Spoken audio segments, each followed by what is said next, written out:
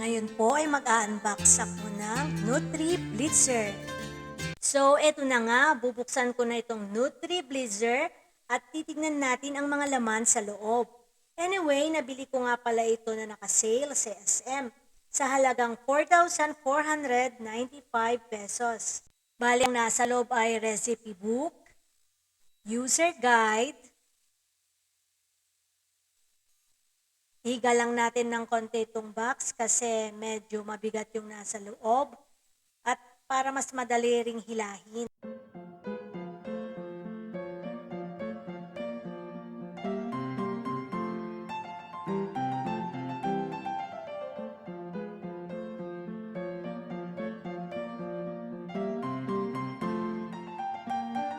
May kasama ding resealable lids, bale dalawa, milling blade, ito yung saksakan niya,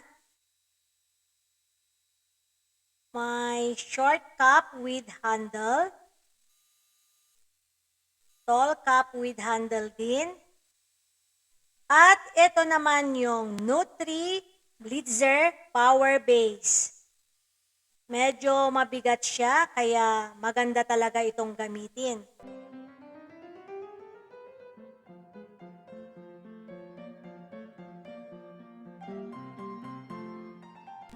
Tatanggalin ko lang itong plastic para makita nating mabuti itong power base.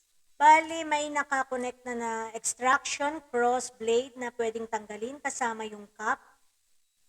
So, bali dalawa na yung cups natin na short. At ito naman yung saksakan.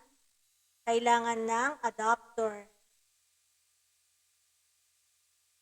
Kanina ito yung tall glass from the box. Meron siyang handle na natatanggal din. At may nakalagay na max. Na pwedeng pagbasihan kung hanggang saan yung pwede nating i-blend. Ganun din itong short cup with handle and with max na nakas.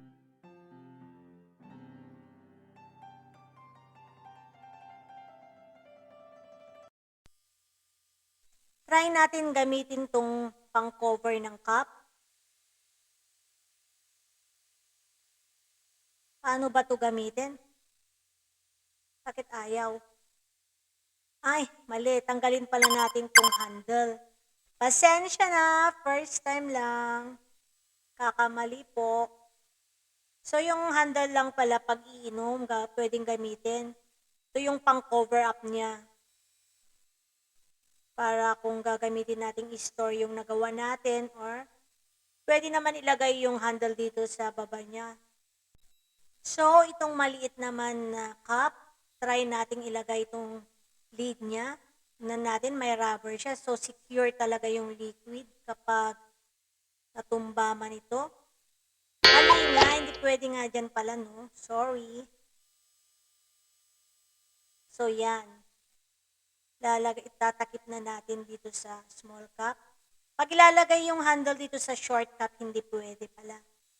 So, kailangan lang tanggalin yung lid at doon lang sa taas niya pwedeng i-handle. Ito yung, ano ba to? Ito yung milling blade. Ginagamit ito pag nagra-grind ng spices like seeds, ganon, oats, nuts, or ground coffee beans.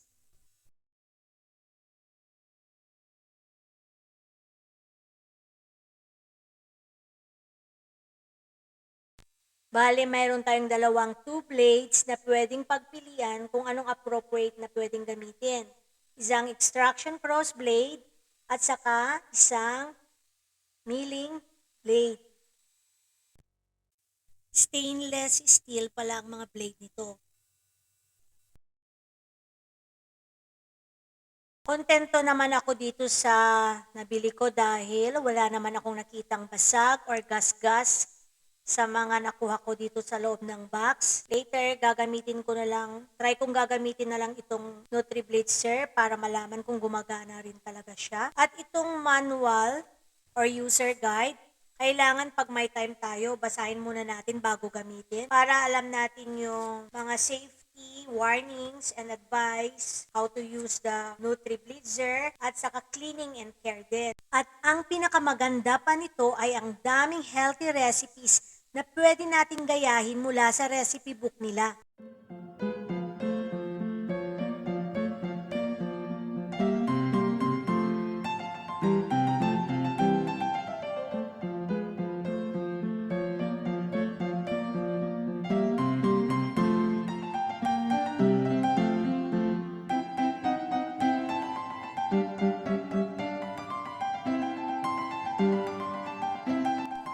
Since mayroon akong dragon fruit fresh from the garden of G na binigay sa akin, try kong mag-blend ng dragon fruit juice gamit ang extraction cross blade.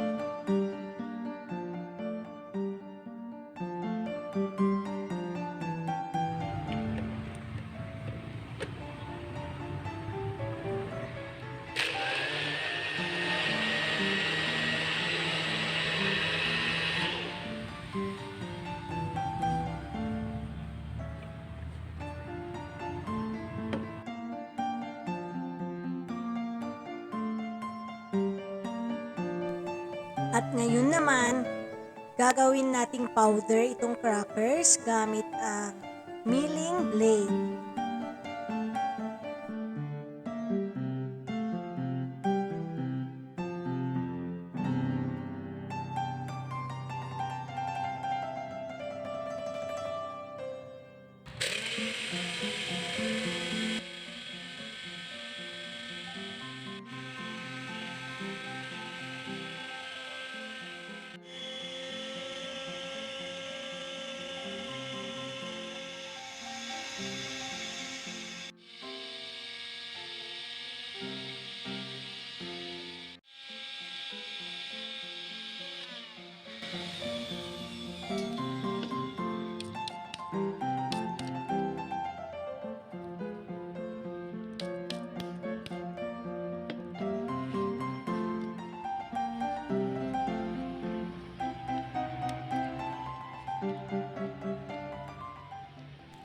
Powerful naman ang machine na ito kasi pinong-pino yung kinalabasan ng crackers nung na-powderize na siya.